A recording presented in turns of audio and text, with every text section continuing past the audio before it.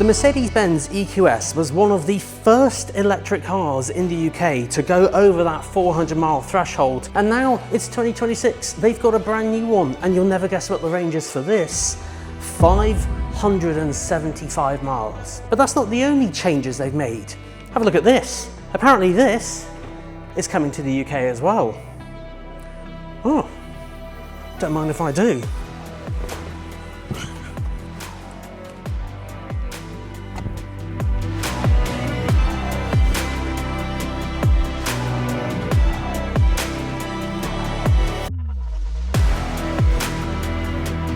Ah yes, the Mercedes-Benz EQS, which was made famous for its one-bow design. At least that's what Mercedes called it anyway. Now the one-bow design is still prominent on this car because, well, it's just a facelift here. It's just a few improvements, and I'm going to show you what's changed. But the one-bow design marked a key turning point for Mercedes because, of course, around about that time when the EQS initially came out, they were striving for efficiency like no end. And the reason for this is because if a car is more efficient at going down the road and cutting through that air, then it doesn't need to use as much power. And that is one of the reasons why the range of this car, well, is as high as it is again, because they've lowered that CD value even further. This now means that even despite the pop-up badge on this car, the Mercedes Star, it now has a CD value of 0.20, which I believe is actually one of the world's most aerodynamic cars out there. Now, this being facelift, not much has changed in terms of the proportions of the car, but the front has definitely changed. Mercedes have very much embraced the stars. Just like on the Mercedes-Benz CLA and a few other models, they've got the three-pointed star in the headlights. I don't know, I think that might be growing on me slightly on some models. You have to let me know your thoughts in the comments. But guys, what do you think of all these stars on the front here? Apparently these do like an animation when you unlock and lock them, but just to save time, we've got other things to look at. So yeah, that's what the front looks like. This also does have that really sparkly paint, which you guys might have seen on the Mercedes-Benz S-Class that I filmed not too long ago.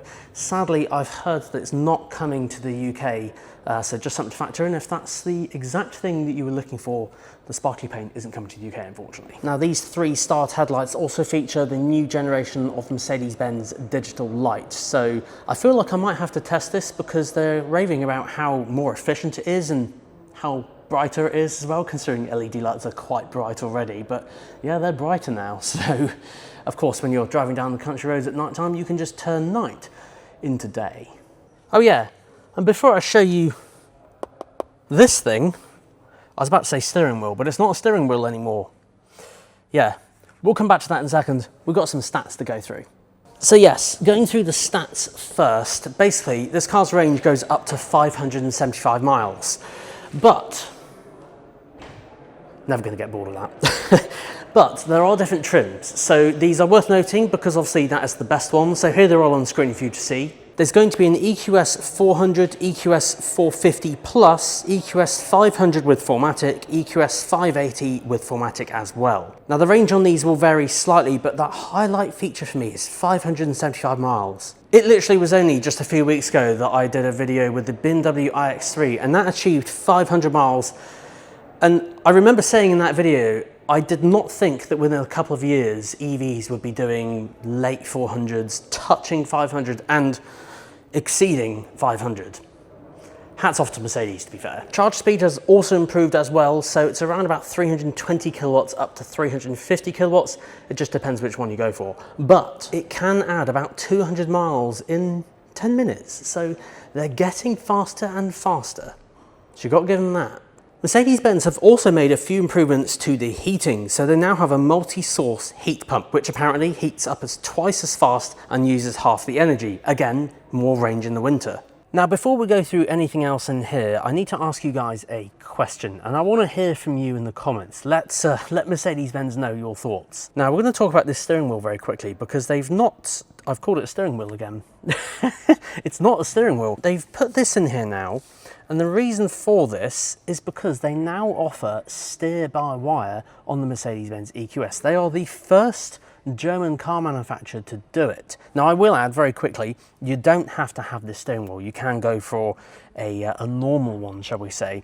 But I managed to actually drive one, and yeah, it's mighty different. Alright guys, well I get to try out the Mercedes-Benz EQS steer-by-wire system. First is, well, the standard one, the non-steer-by-wire, the mechanical one.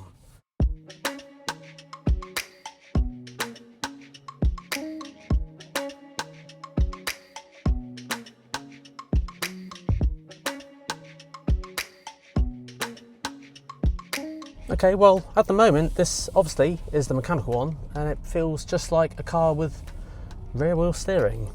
So, I guess the question is, what does steer by wire feel like? Rear wheel steering on this always feels a little bit weird, not gonna lie. If you guys have never experienced it before, it can be a little bit odd. But let's try steer by wire.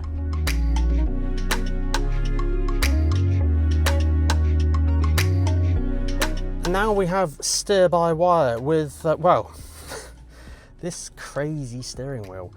Okay, well let's just drive it and see if it's actually any different compared to what I've just driven. Yes, it is a lot more sensitive, but let's go a little bit quicker, shall we? Yeah, it's very responsive, like very sensitive. I went to indicate then, even though this is a closed road. See, yeah, that's weird. Yeah, you don't have to turn the steering wheel anywhere near as much. Also, it's not a steering wheel. I just called it a steering wheel. Okay. I mean, I feel like I'd have to try one for a bit longer. So I suppose you're meant to keep your hands both on it, and yeah. So yes, that's weird. Yeah, it's very weird. I feel like you would have to get used to this. But it's very manoeuvrable, I'll give them that. Very manoeuvrable. Okay, well there's steer by wire. So yes, the key takeaway from me driving it earlier was, well, I need to try it a bit more if I'm honest, because I only had like a few minutes in the car, and yeah, it's mighty sensitive, but yeah, I guess we don't call it steering wheel anymore. As I said, it's optional, you don't have to go for that, but interesting. I'm curious to hear your thoughts. But we have more things to check out. Let's have a look at the multimedia system. Now, just like the Mercedes EQS before, they were the first model to bring out a thing called the MBUX Hyperscreen, and that's what this is. And to be fair, without a rounded wheel here, I can actually see this screen in a lot more detail. Yeah, what do you guys think of the 55-inch colossal screen across the dashboard? I don't know if it's come down in price. It was around about £7,000 option when I last looked at Mercedes brochures. It may come down for the facelift, or it may be included in different packages. We'll have to have a look when the UK pricing and specification comes out. But most importantly, it now has MBUX, and this is generation 4 with MB.OS running in it. So basically all the same sort of thing we've seen in the Mercedes-Benz CLA to the GLB and various other models, which I'd imagine are just going to continue with this latest generation of MBUX. But what does all that mean for us? Well, very responsive graphics. As you can see, I'm not in the UK currently because, well, left-hand drive, and that's not the UK.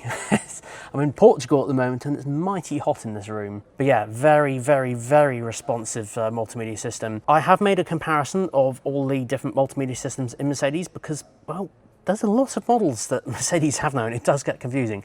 So I'm going to link that up above. But I do want to test this out a little bit further and see what the passenger screen over here does and all sorts of things. But yeah, as you can see, it's very, very similar to what's currently in the Mercedes CLA, GLB, Google Maps built in, MBUX virtual assistant, basically all the tech that you could possibly think of, and ambient lighting everywhere. Now, Mercedes-Benz are famous for having their air suspension on their higher-end models like the S-Class or the EQS, and the EQS facelift is, well, no different. It continues that tradition and has standard air suspension, which is nice, but it has one slight change. It now takes in information from other Mercedes-Benz drivers anonymously, and it can actually adjust the suspension based on the feedback from the other cars. So you basically get a better ride quality from everyone experiencing the potholes first on the road. Now, I haven't had this confirmed which models this works with. I would assume it's MBUX generation 4 and above, so new CLA, GLB, and basically the more of those models that go out on the road, well, the better your experience is going to be in a car like this.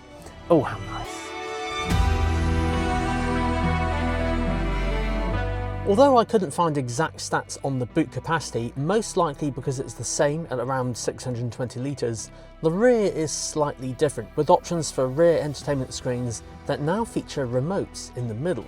Again, I'll have to test this when I have more time with it. And of course, if you're in a position where you don't drive, this will still have some luxurious S-Class features like this. So yes guys, that is the Mercedes-Benz EQS facelift. Just some nice all-round quality of life improvements. Not like the whole redesign, just a few nice to have features like the range and a few tech upgrades on the inside, which I think is quite welcome. But I am curious to hear your thoughts on that steer-by-wire system. I want to read those comments because I've used it and yeah, it's an interesting one. I'll have to test it out on a week somewhere. But yes, I want to hear from you guys. Get in that comment section and let me know your thoughts. Thank you so much for watching. Until next time, see you then.